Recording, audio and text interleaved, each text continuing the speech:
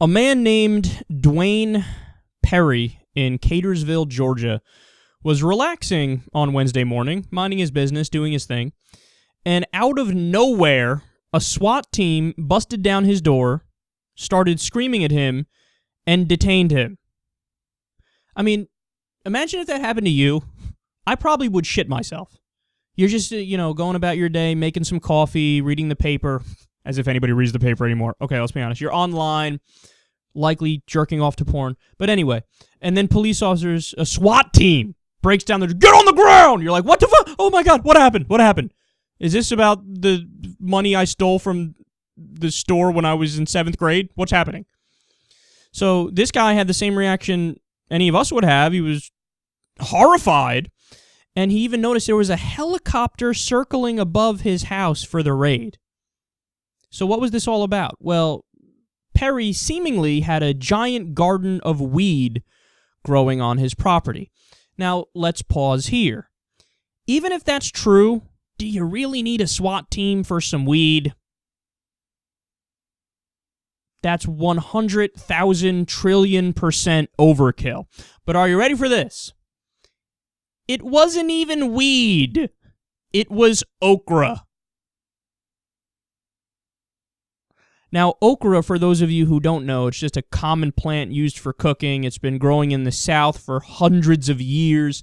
And some moron officers stumbled across it, thought, hey, this guy's growing some weed, man. And then they brought the entire fucking SWAT team and helicopters, and I'm lucky they didn't bring out tanks and tear gas and everything that they're using in Ferguson on the peaceful protesters. And this is the result. Now, the media picked it up. I feel so bad for this guy, too, because he's like, my fucking neighbors are looking at me now like I'm a criminal. I'm like, I didn't do anything wrong. Like, what happened here? This is insanity. I'm not the criminal. They're the criminals for busting down my door and fucking everything up.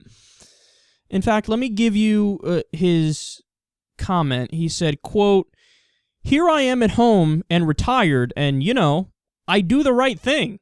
Then they come to my house strapped with weapons for no reason. It ain't right. The more I thought about it, what could have happened? Anything could have happened." And that's the point. The point is, it's not just that anything could happen. Anything does happen in the United States of America because we have so many people locked up for non-violent drug offenses. I mean, this is a case where it's like, okay, well, he didn't even have, the drugs weren't even involved because he didn't have them, right? So there were no drugs. But you know how you solve this problem across the board?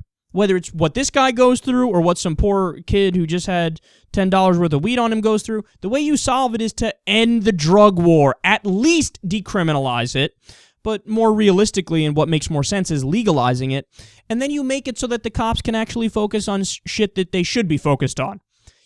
Rape, domestic violence, assault, murder. But no, they're too busy chasing down okra. Probably time to stop the drug war and focus on things that matter.